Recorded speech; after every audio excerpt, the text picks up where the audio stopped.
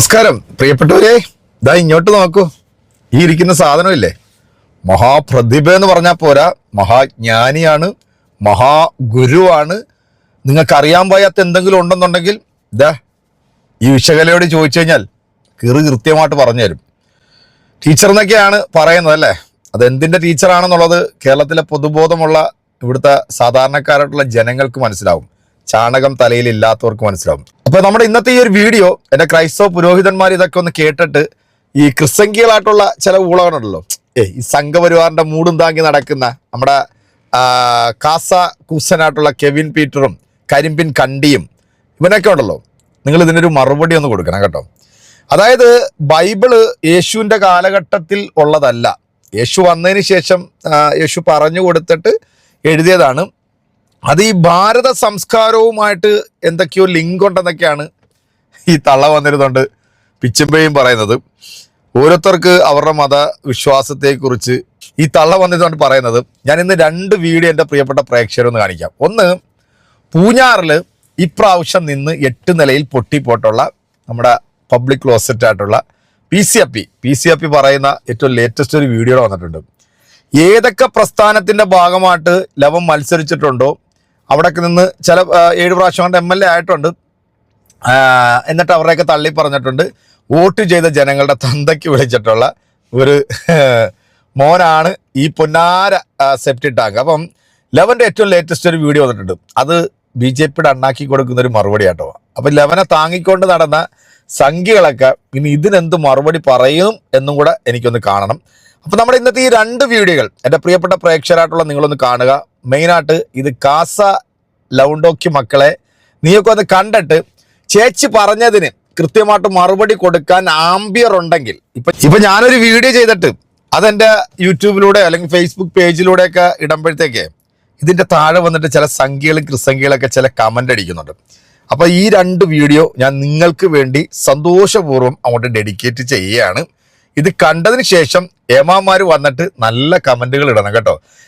എനിക്ക് സ്ഥിരം കമൻ്റ് ഇടുന്ന ചില വേട്ടാവളിയന്മാരുണ്ട്. അപ്പം നിങ്ങളോടും കൂടിയാണ് ഇതെല്ലാം കണ്ടിട്ടേ കമൻ്റ് ഇടാനുള്ളത്, അല്ലാതെ വാലും തുമ്പും കേട്ടിട്ട് വന്ന് കമൻ്റ് ഇടാൻ നിൽക്കരുത്. നമുക്ക് ആദ്യം നമ്മുടെ വിശകല ചേച്ചി പറയുന്നത് എന്താണ് എന്ന് ശ്രദ്ധാപൂർവ്വം ഒന്ന് കേൾക്കുക.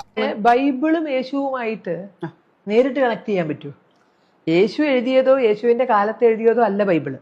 യേശു പറഞ്ഞ കാര്യങ്ങൾ കേട്ട് പിന്നീട് യേശു ശിഷ്യന്മാർ പറഞ്ഞ അതിനൊക്കെ ശേഷം ഇതെല്ലാം കൂടി എഡിറ്റ് ചെയ്തെടുത്തൊരു സംഗതിയാണ് ബൈബിൾ എന്ന് പറഞ്ഞാൽ. അല്ലാതെ യേശു നേരിട്ട് പറഞ്ഞ യേശുവിൻ്റെ കാലഘട്ടത്തിൽ എഴുതപ്പെട്ടതല്ല എന്നാണ് എൻ്റെ അറിവ്. അപ്പോൾ യേശുവും ബൈബിളുമായിട്ട് ബൈബിളിൽ പറഞ്ഞ കാര്യങ്ങളുമായിട്ട് ഡയറക്റ്റ് ലിങ്ക് ചെയ്യാൻ നമുക്ക് സാധിക്കില്ല. ഈ പറഞ്ഞതില് കാരണം യേശു പറഞ്ഞ പല തത്വങ്ങളിലും ഒരു ഭാരതീയത ദൃശ്യമാണ്, അത് സത്യമാണ്. പക്ഷെ അതില് ഭാരതീയമല്ലാത്ത ചില കാര്യങ്ങളും പെട്ടുണ്ട്. ഭാരതീയമല്ലാത്ത അതാണ് ഈ പറഞ്ഞത് ഞാൻ മാത്രം ശരി, അത് ഭാരതത്തിന്റെ ഭാഷയല്ല.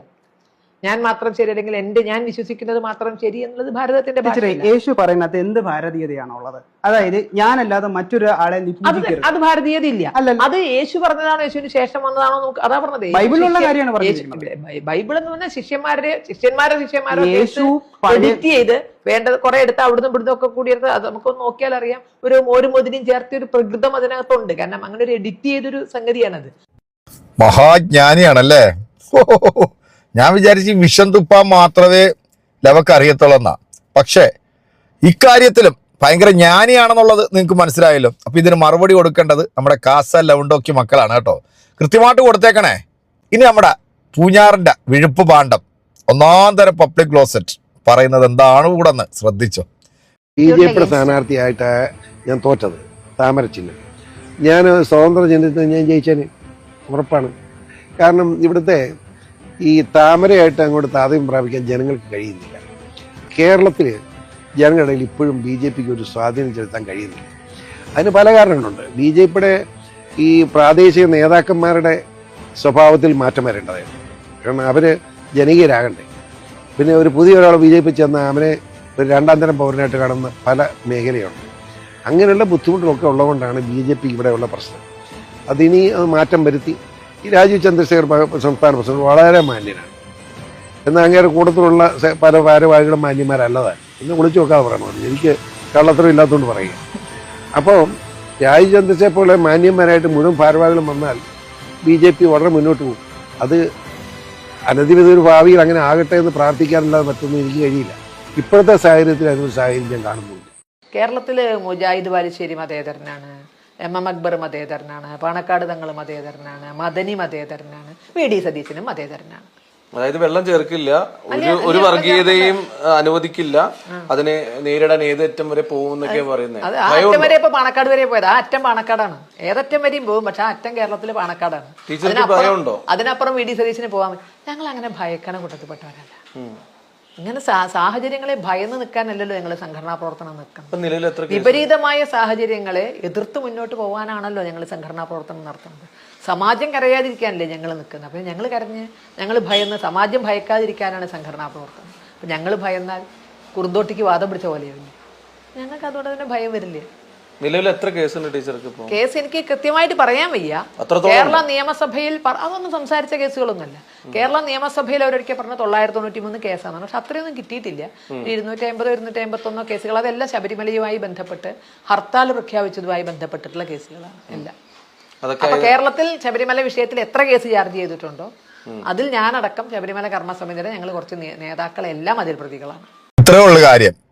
BJP-യിൽ വന്നതുകൊണ്ടാണോ ഇവൻ്റെയൊക്കെ ഫിലമെന്റ് അടിച്ചു പോകുന്നത്, അതോ വന്നതിന് ശേഷമാണോ? ശരിക്കും ഈ BJP-യിലേക്ക് വരണമെന്ന് ചിന്തിക്കുമ്പോൾ തന്നെ തലയുടെ ഫിലമെന്റ് അങ്ങ് അടിച്ചു പോകും. അതാണ് നമ്മൾ സാധാരണ കാണാറുള്ളത്. പിന്നെ നമ്മുടെ പൂഞ്ഞാറിന്റെ വിഴുപ്പുവാണ്ടം പറഞ്ഞു കേട്ടില്ലേ, ഈ താമരയെ കേരളത്തിലോട്ട് അങ്ങോട്ട് അംഗീകരിക്കാൻ പലർക്കും പല ബുദ്ധിമുട്ടുകളും ഉണ്ട്. അതുകൊണ്ടാണ് താമര ചിഹ്നത്തിൽ മത്സരിച്ചുകൊണ്ടാണ് ഞാൻ തോറ്റുപോയത്. ഞാൻ സ്വതന്ത്രനായിട്ട് മത്സരിച്ചിരുന്നെങ്കിൽ ജയിച്ചേനെ എന്നാണ് പറഞ്ഞത്. എന്നാൽ കഴിഞ്ഞ പ്രാവശ്യം ലെവൻ സ്വതന്ത്രനായിട്ടായിരുന്നോ മത്സരിച്ചത്, അതോ ലെവൻ ഒരു പാർട്ടി ഉണ്ടാക്കിയിട്ട് ആ പാർട്ടി നിന്നായിരുന്നല്ലോ മത്സരിച്ചത്? അപ്പോൾ എന്ത് പറ്റിയായിരുന്നു? തോറ്റുപോയി. നീ ഇനി ഏത് പ്രസ്ഥാനത്തിൽ വന്നാലും അവിടുത്തെ ജനങ്ങൾ നിന്നെ 8 നിലയിൽ പൊട്ടിക്കും. ഇനി നീ നിയമസഭയുടെ പടി നീ കാണൂല. കാരണം അവിടുത്തെ ജനങ്ങൾ നിന്നെ കാണിക്കത്തില്ല. അമ്മാതിരി കയ്യിലിരിപ്പാണ്, അമ്മാതിരി പിറപ്പുത്തരമാണ് നിന്റെ കയ്യിലിരിക്കുന്നത്. അത് നീ ആ ഒരു കാര്യം സ്വപ്നത്തിൽ പോലും പ്രതീക്ഷിക്കേണ്ട. ആ പടി നിനക്ക് ചവിട്ടാമെന്നുള്ളത്. ഇനി വല്ല പെൻഷന് വേണ്ടിയൊക്കെ ഇനി ആ പടി കയറി മറ്റേ ഭരണത്തിൽ വരുന്ന ആൾക്കാരത്തൊക്കെ മറ്റേ ഇരക്കാൻ വേണ്ടി ചെല്ലാന്നല്ലാതെ ജനപ്രതിനിധിയായിട്ട് നിന്നെ ആരും കൊടുക്കും. ഈ ചേച്ചിക്ക് മറുപടി കൊടുക്കേണ്ടത് ഞാനല്ല. അതിന് മറുപടി കൊടുക്കാൻ യോഗ്യരായിട്ടുള്ളത് ക്രൈസ്തവ പുരോഹിതന്മാരും ആ മതത്തിൽ വിശ്വസിച്ച് ജീവിക്കുന്ന സാധാരണക്കാരായിട്ടുള്ള സത്യക്രിസ്ത്യാനികളൊക്കെ തന്നെയാണ് കേട്ടോ. പിന്നെ ലവന്മാർ മറുപടി കൊടുക്കുമെന്നൊന്നും എനിക്ക് തോന്നുന്നില്ല. ആരാ? കാസ എന്ന് പറയുന്നത് സംഖ്യയുടെ കോടകം താങ്ങി അവൻ്റെ മൂടും താങ്ങി നടക്കുന്നതാണ്. ക്രൈസ്തവ സമൂഹത്തെ പറയിപ്പിക്കാൻ വേണ്ടി, ക്രൈസ്തവ സമൂഹത്തിന്റെ നാശം കാണാൻ വേണ്ടി നടക്കുന്നവരാണ് ലവന്മാർ. അതുകൊണ്ട് ലവന്മാർ ഇതിനൊന്നും മറുപടി കൊടുക്കുമെന്ന് തോന്നുന്നില്ല. പിന്നെ നമ്മുടെ ചേട്ടൻ പറഞ്ഞതുപോലെ ഇതൊക്കെ തന്നെയാണ്. BJP എന്ന് പറയുന്ന ഒരു പ്രസ്ഥാനത്തിന്റെ ഭാഗമാകണം എന്ന് ചിന്തിക്കണ്ട. അതിനകത്തോട്ട് പോകണമെന്ന് വിചാരിച്ചാൽ തന്നെ ലെവൻ്റെയൊക്കെ ഫിലമെന്റ് അടിച്ചു പോകും. അപ്പൊ നമ്മുടെ പൂഞ്ഞാർ അപ്പി പറഞ്ഞതിനുള്ള മറുപടി നിങ്ങൾ തന്നെ കൊടുക്കുമല്ലോ അല്ലേ? ആരാ? സംഖ്യകളെ നിങ്ങൾ കൊടുക്കുമല്ലോ. അതായത് രാജീവ് ചന്ദ്രശേഖരന്റെ കൂടെ നിൽക്കുന്നവരൊക്കെ ഫ്രോഡാണ്, അവരൊന്നും ശരിയല്ല, അവരൊന്നും ജനകീയരല്ല. അപ്പൊ അവരൊക്കെ ജനകീയരായെങ്കിൽ മാത്രമേ ഇവിടുത്തെ ജനങ്ങൾ BJP-യെ കേരളത്തിൽ അംഗീകരിക്കത്തുള്ളൂ എന്നാണ് പറയുന്നത്. എന്തോ ഇനി എന്തൊക്കെ നമ്മൾ കേൾക്കാൻ കിടക്കുന്നു. യവനെ എവിടെ നിർത്തിയാലും അത് കുളം തോണ്ടുമെന്ന് ഞാൻ ഇതിനു മുമ്പും പറഞ്ഞിട്ടുണ്ട്. എൻ്റെ പല വീഡിയോയിലും ഞാൻ പറഞ്ഞിട്ടുണ്ട്. ഈ അപ്പനെയും മകനെയും നമ്പിയാൽ നമ്പുന്നവൻ ഊമ്പന എന്ന് ഞാൻ ഇതിനു മുമ്പും പറഞ്ഞിട്ടുണ്ട്. അത് തന്നെയാണ് നടക്കാനും പോകുന്നത്. അപ്പോൾ എൻ്റെ പ്രിയപ്പെട്ട പ്രേക്ഷകരെ, ഈ 2 വീഡിയോയ്ക്കുള്ള കൃത്യമായിട്ടുള്ള കമൻറ്റുകൾ അത് കൊടുക്കേണ്ടടുത്ത് കൃത്യമായിട്ട് കൊടുക്കുക. അപ്പോൾ നമുക്ക് അടുത്തൊരു വീഡിയോയിൽ വീണ്ടും കാണാം. അതുവരേക്കും എല്ലാവർക്കും